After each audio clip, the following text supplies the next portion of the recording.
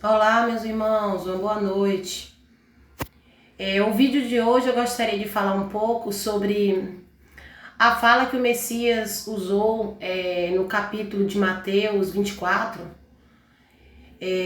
no seu versículo 26, onde o mestre ele diz que quando dissessem para nós, né, para os seus discípulos, que buscassem ele lá no deserto, não era para a gente sair para ir em busca dele lá. E também quando ele diz, né, que quando dissessem que ele estaria dentro de alguma casa, ou seja, algum templo de pedra, alguma edificação feita pela mão do homem, uma casa, que não era para nós acreditar de maneira alguma. Ele falou aquilo para os seus seguidores, que não era de maneira nenhuma para fazer isso. Analisando, né, essa passagem, primeiro eu gostaria de voltar um pouco na história, como que tudo aconteceu.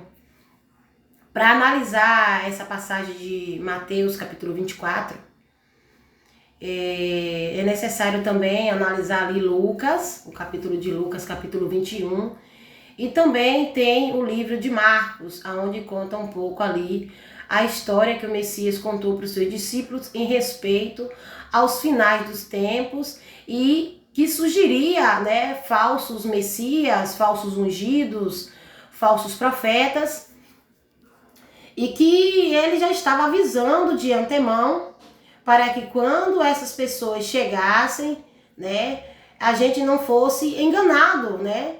Então, o Messias ainda usa uma fala a respeito desses homens, que se fosse possível, esses homens enganaria até mesmo os eleitos, os escolhidos. Quem são os escolhidos? As duas testemunhas e os 144 mil selados, que são anjos que nasceram aqui como homens e anunciam a verdade aí nos quatro cantos da terra nessa última geração. Então, se fosse possível, porque não é possível eles enganar esses homens, porque eles têm o selo do Pai, né? E relembram, né? A verdade do nosso Pai e anuncia para os seus irmãos, anuncia para a humanidade, né? Para se libertar através ali da palavra do Messias. Então, se fosse possível, porque não é possível, né? Eles não enganam. Então imagine, né, se fosse possível, eles enganariam até esses anjos que nasceram aqui como homens.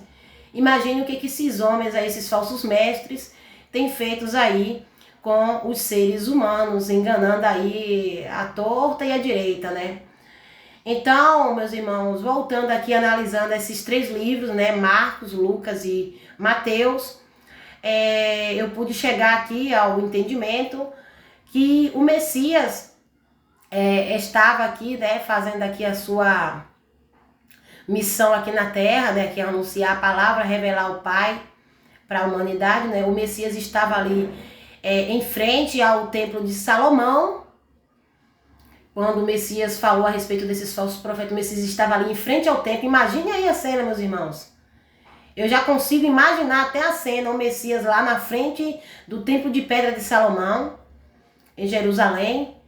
E ali o Messias ensinava ao povo, né? Ali o Messias perguntava a respeito do batismo, né, de João, se era do céu, se era da terra, se era dos homens ou se era do Pai, né?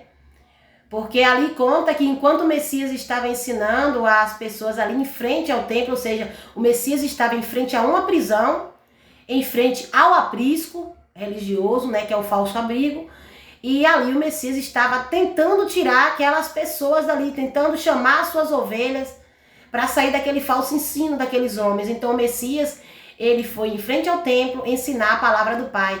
E ali conta que esses sacerdotes, né, os líderes religiosos, mandou que pessoas ali do meio deles fossem lá e interrogasse ao Messias com que autoridade o Messias fazia essas coisas. E então foi quando o Messias disse: eu responderei a vocês com que autoridade eu faço isso, se vocês me responder, né, de onde veio o batismo de João, foi dos homens ou foi dos céus? Ou seja, João batizou, foi humanamente ou foi o Pai batizando, ensinando, selando as pessoas através de João? Então ali fala que os homens, ali, aqueles líderes religiosos, foram pegos, né, e sem saber responder. Porque se eles respondessem que o batismo de João veio dos homens, eles, os líderes, seriam apedrejados, porque o povo, né, eles estavam temendo que o povo apedrejasse ele, porque o povo tinha João como um verdadeiro profeta do nosso Pai. Então, meus irmãos, então eles preferiram se calar. Então o Messias não respondeu com que autoridade fazia aquelas coisas, mas a gente sabe que o Messias fazia aquilo ali em nome do Pai, com toda a autoridade, de ungido, ele recebeu a unção do Espírito, do entendimento do Pai, né? Se fazendo aqui o Pai presente na terra através do Filho. Né? Eu falo através do ensino, o mesmo ensino, o mesmo amor, as mesmas ações, né? O Messias ele praticou aqui com a autoridade do Pai. Lembra que ele disse que ele recebeu a autoridade dos céus e da terra. Lembra, meus irmãos? Então, ele veio aqui e fez tudo isso em autoridade do Pai. E ali fala que um dos líderes religiosos, né, por incrível que pareça, eles perguntaram ao Messias, né, qual era o maior mandamento, né? Aí o Messias respondeu que era amor ao Pai, amor ao próximo e tal. E ali aquele líder religioso, por incrível que pareça, ele respondeu assim: então quer dizer que tudo isso é muito mais então do que todos os sacrifícios, né? Ou seja, todas as matanças de animais, os sacrifícios ali, derramar sangue de animais. Então só amar ao Pai, amor ao próximo, já basta para ser salvo, para entrar no reino. E então o Messias, ele compreendeu que aquela pessoa tinha a possibilidade de entender a palavra, porque por um momento aquela pessoa teve a humildade de compreender isso. Então o Messias respondeu para aquele líder e disse assim: você não está longe do reino do Pai. Ou seja, o reino do Pai, né, o Pai está querendo reinar através da sua mente, dentro da sua casa. Então você não está longe do reino. Se você buscar mais um pouco o reino, você encontra. Ou seja, o próprio reino, meus irmãos, vamos dizer assim, o reino do Pai estava sendo representado pelo Messias. Lembra que o Messias é quem conduz as pessoas ao caminho da salvação? Então ele estava ali, perto do Messias e ao mesmo tempo perto de compreender o real sentido da palavra do nosso Pai. Que o amor basta.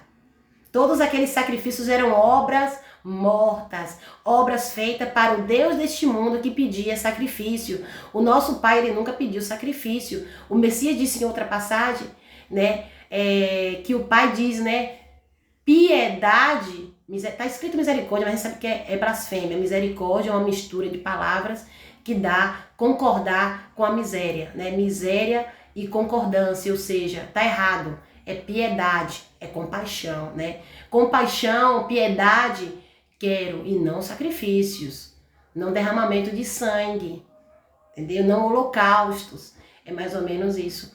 Então ali, meus irmãos, o Messias vai continuando e ali ele chega no ponto da parábola. O Messias conta ali a parábola dos lavradores maus. Essa parábola representa exatamente o que os anjos caídos, né, através dos homens fizeram, né, com os enviados do nosso Pai, nesse plano de resgate. O Pai enviou profetas, eles mataram, o sistema religioso matou, comandado ali pelos anjos caídos por trás. O Pai enviou o pastor, o Messias, e o sistema religioso matou. Então os lavradores maus mataram. Lavradores maus porque são pessoas, meus irmãos, que não produzem frutos na vinha, frutos do Espírito, frutos agradáveis, ações agradáveis perante os olhos do Pai. E são maus porque são assassinos, não tem piedade dentro do coração. Então, o Pai enviou também ali junto ali os discípulos, né, os apóstolos do Messias foram assassinados. E nesta última geração a gente sabe que o Pai enviou as 2 testemunhas que também serão mortas, assassinadas por esses lavradores maus. Então, o Messias ali, ele fala em referência aos lavradores maus, na cara daquele povo, em frente ao templo de Salomão. Sabe o que é isso, meus irmãos? Sabe a coragem que o Messias teve? Olha o tamanho da coragem do nosso mestre, né? Botar a cara ali em frente, enfrentando mesmo, e falar essa parábola diante deles. Eles entenderam que essa parábola era para eles. Então o Messias, ele diz, né?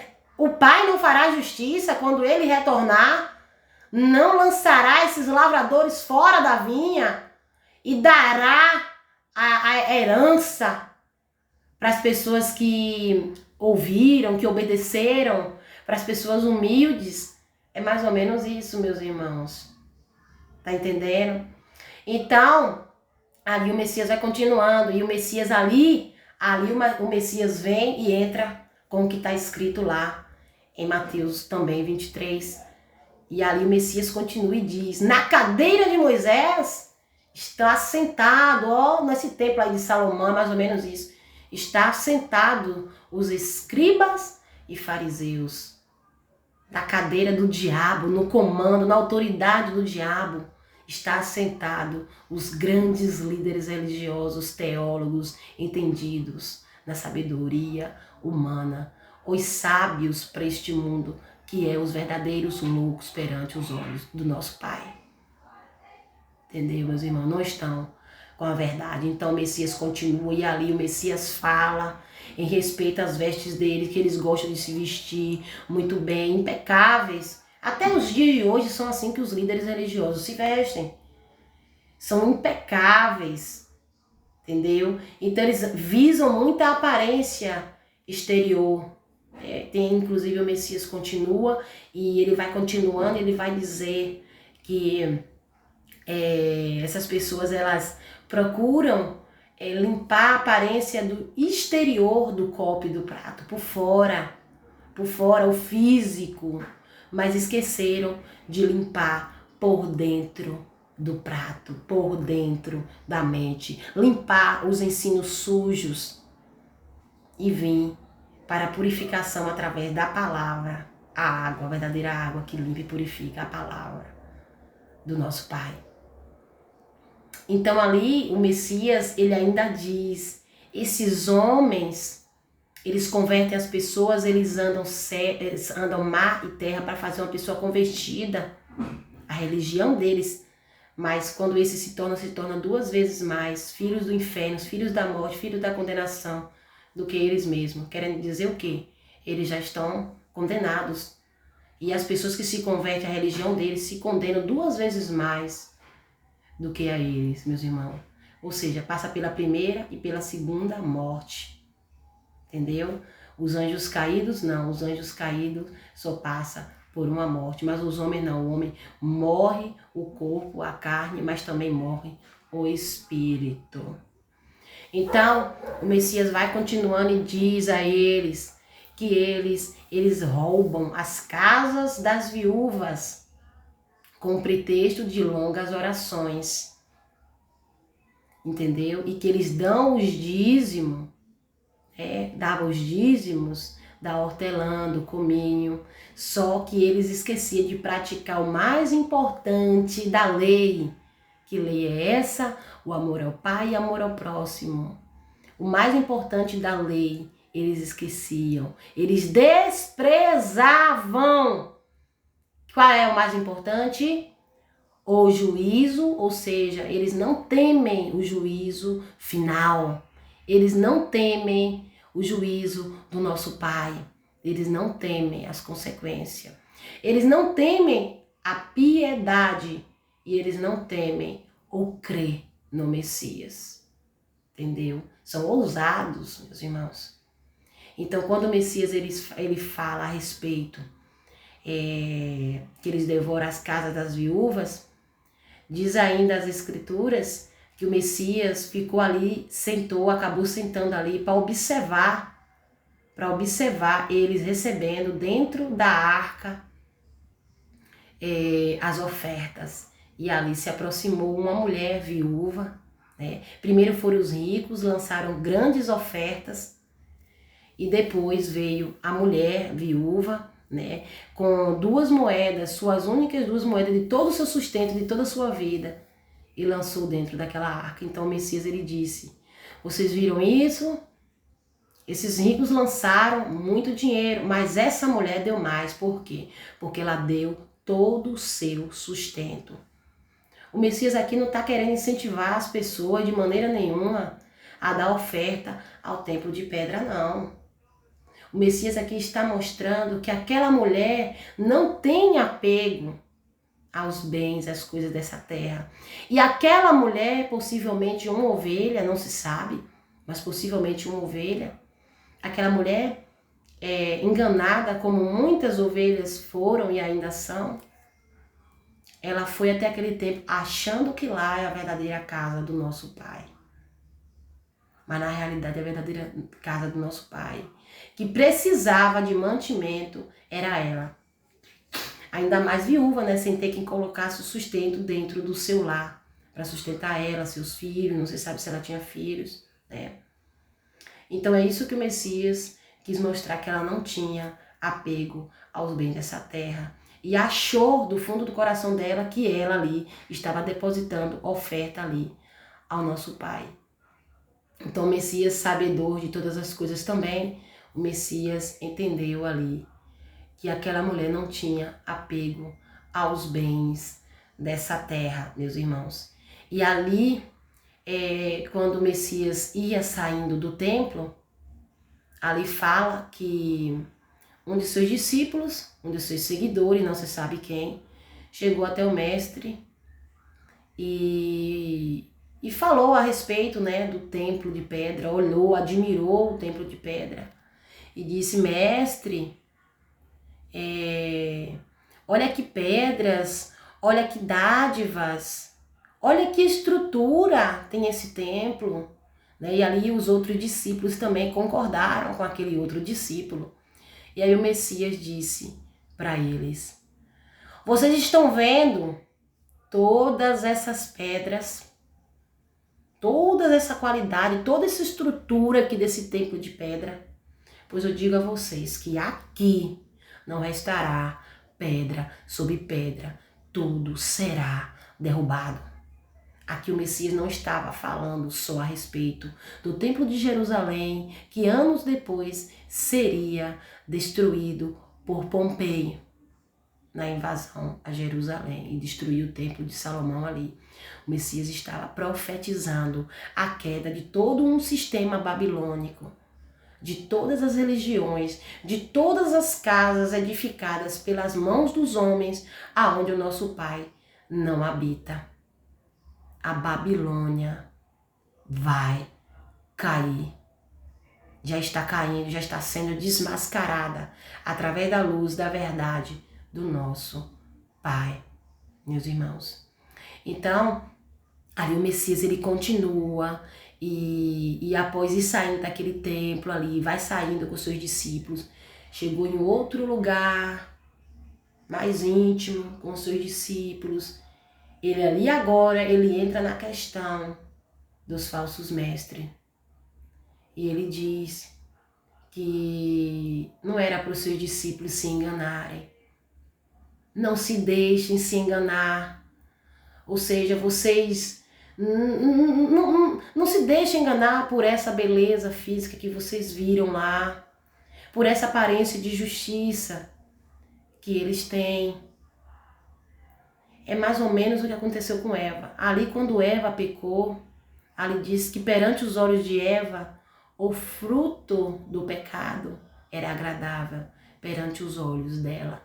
As pessoas quando vão para as religiões, acham tudo muito agradável, tudo muito cheio de tranquilidade, né? Achando que ali está a salvação. Mas o Messias disse, eu digo a vocês também, não se deixem enganar, meus irmãos. É tudo muito bonito, tudo muito tranquilo, mas quando menos se espera, virá destruição repentina sobre essas pessoas, meus irmãos. Toda casa, toda pessoa edificada sobre a areia, sobre homens, virá a cair. A nossa casa, nossa mente, nosso entendimento, o nosso eu tem que ser firmado em cima da rocha, que é o Messias. A nossa casa tem que ter como base a pedra angular, meus irmãos. Se não tiver como base a pedra angular, desmorona. É isso que acontece no sistema religioso. Todo esse sistema está fundado em cima de homens. Em cima de homem. Não foi o nosso pai que fundou esse sistema religioso. Foi Moisés lá, junto com o sogro dele, Jetro, que montou todo esse sistema religioso. Não foi o pai que pediu para ninguém fazer isso. Foi Jetro que pediu para Moisés ouvir a voz dele. A gente não deve ouvir voz de homem. A gente deve ouvir a voz do pai. Entendeu? A palavra do nosso pai, meus irmãos. Então ali o Messias ele fala, não se deixe enganar, eu estou avisando a vocês de antemão, porque virão falsos profetas, ou seja, já existiram falsos profetas também. Porque em 2 Pedro, capítulo 2, Pedro diz também a respeito, o mesmo que o Messias está falando, Pedro também fala de uma outra forma, mas também Pedro está falando. Que assim como no meio de vós tiveram falsos profetas no passado, também há de vir falsos profetas no futuro, que imporão doutrinas sobre vocês, que distorcerão todo o caminho da verdade. E ali fala a respeito do espírito do erro, né? Que as pessoas adeririam esse espírito do erro, porque não tiveram amor pela verdade. Essas pessoas serão condenadas pela falta do conhecimento da verdade. Então o Messias, ele vai e ele fala desses falsos mestres. E chegando, né, no X da questão, o Messias, ele diz ali que quando dissessem que ele está lá, dentro da casa, dentro de qualquer casa, ou seja, edificada pela mão do homem, não é para dar crédito, não é para acreditar. Então, porque os seres humanos estão desobedecendo o Messias, está indo até lá dizendo Jesus está dentro da casa. Sim, Jesus está, mas Emanuel, o Messias, não se faz presente dentro dessas casas, nem muito menos o Pai. Atos 7,48 diz, Atos 17, versículo 24 e 25 diz, Isaías 66, versículo 1 diz... O próprio Messias, em João 4, o Messias diz para a samaritana, não vá até o templo em Jerusalém, buscar o Pai lá, porque ele habita aí, ó, dentro de você. Entendeu? É mais ou menos isso. Como que as pessoas estão desobedecendo desse jeito? E o Messias está dizendo, não é para acreditar, não vá lá, eu não estou dentro daquela casa. A casa que o Messias disse que estaria presente somos nós. Ele disse que aquele que obedecesse ao Pai, ele e o Pai viria e faria morada, ou seja, dentro de nós. É dentro. Quando o Pai ele criou Adão, ele criou uma casa para ele repousar, descansar o seu espírito, o seu entendimento. Por isso que o homem foi feito imagem e semelhança do nosso Pai. O Pai ali, ele criou o homem para ele habitar, a intenção do Pai era habitar dentro do homem. Só que após o pecado, o Espírito do Pai se afastou, porque o Pai não tem comunhão com as trevas, com o pecado, o Pai não tem comunhão com isso. Então por isso que o Messias diz que aquele que obedecesse ao Pai, ele viria junto com o Pai e faria morada naquela casa. E em 1 Coríntios 3,16, ali o apóstolo Paulo descreve que nós, né, vocês não sabem que vocês é a casa do Pai e que o Espírito do Pai habita dentro de vocês? Ai daquele que destruir a casa do Pai, pois esse também será destruído. Ainda em outro lugar está escrito que o Messias é como um filho que dirige a casa do Pai. e que nós seremos a casa do Pai, se nós permanecermos na obediência, meus irmãos. Então, muitas pessoas, mesmo tendo sido feita com propósito, né, nascida aqui com o propósito de o Pai habitar dentro dessas pessoas, essas pessoas se fazem moradas de demônios. Os demônios, muitos demônios habitando dentro dessas pessoas. As pessoas estão achando que o Deus de Israel é o Pai, mas não. Estão adorando um anjo caído no lugar do Pai, adorando a criatura. Um anjo que é criatura do Pai, um anjo caído, né, no lugar do Criador.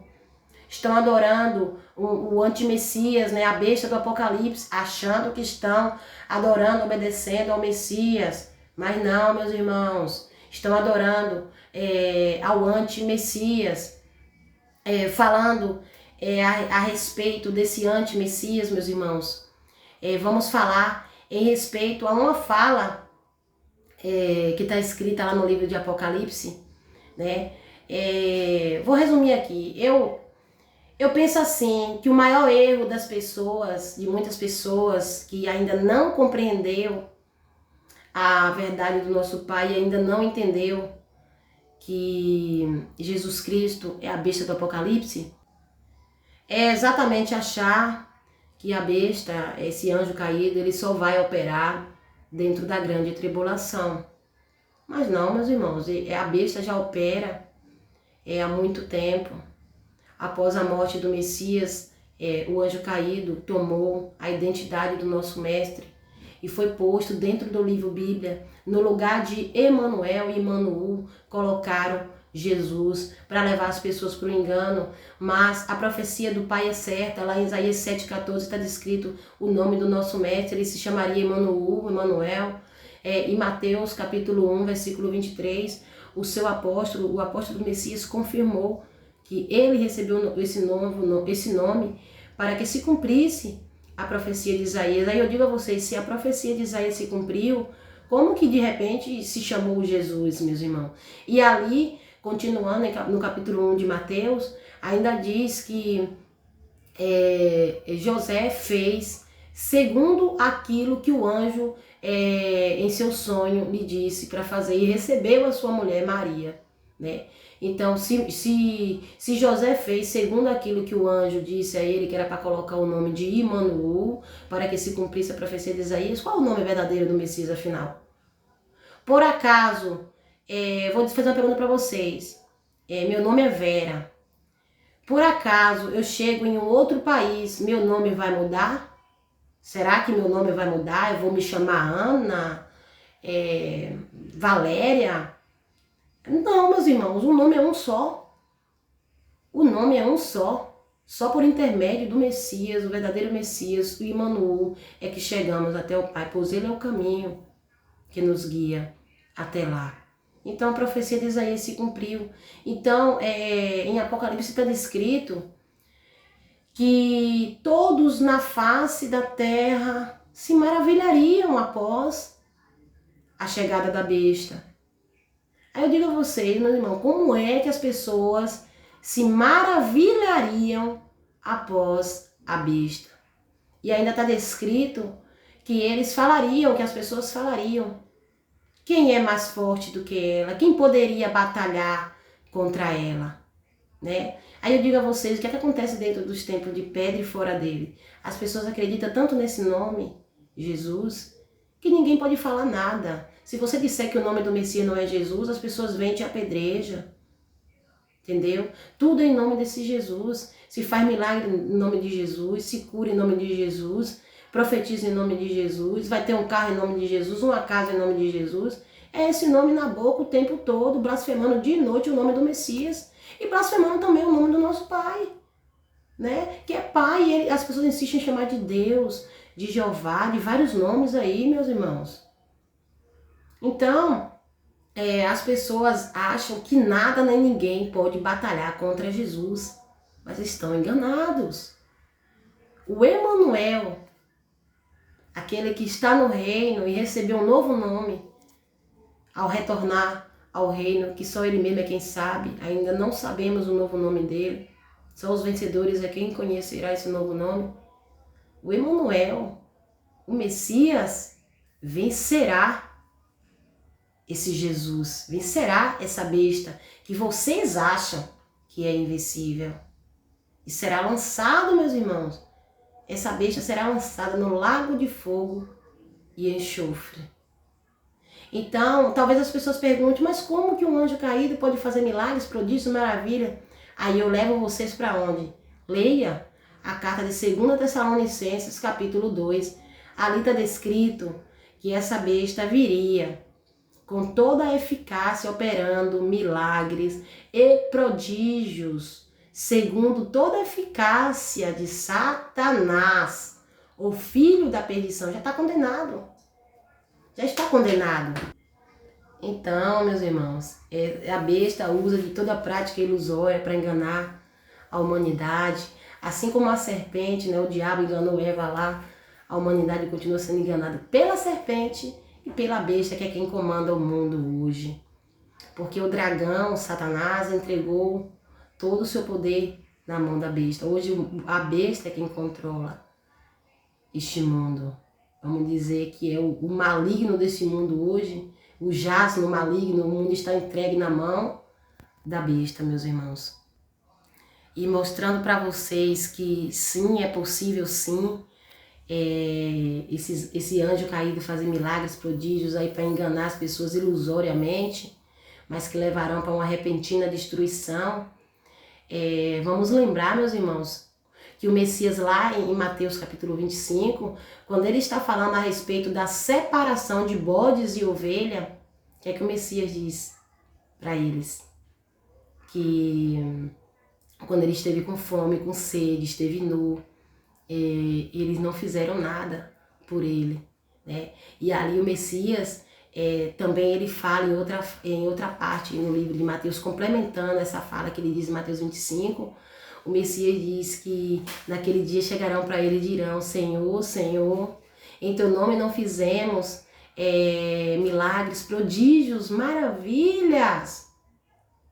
Como que agora você diz para nós que não nos conhece? Ou seja, como que agora você diz que nós somos bodes e não somos ovelhas? Por quê? Porque o Messias só conhece ovelha. Em Mateus diz que, em João 10, o capítulo, versículo, esqueci agora, meus irmãos, mas eu sei que é João 10, o Messias diz que ele conhece as suas ovelhas e delas ele é também conhecido. Então o Messias, ele conhece as suas ovelhas, ele chama cada uma delas pelo seu nome. Então se o Messias dirá para eles que não conhece eles, é porque eles são bodes que operaram milagres e prodígios em nome de Azazel, o bode expiatório do deserto, que usa o nome Jesus Cristo para enganar a humanidade.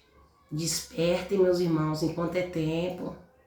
Analisem, peguem as escrituras e vão analisar.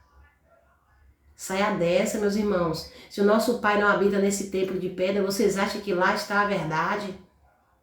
O caminho é sair da porta larga de todas as religiões da face da terra, da Babilônia, para seguir ao ouvir a voz do único pastor. Ser direcionado a um só rebanho de ovelhas, um só pastor. Nada de reino dividido, casa contra casa, religião contra religião, nada disso aí. Isso aí é reino de Satanás. É reino dividido contra Satanás mesmo, que não subsistirá. Tenhamos todos uma boa noite.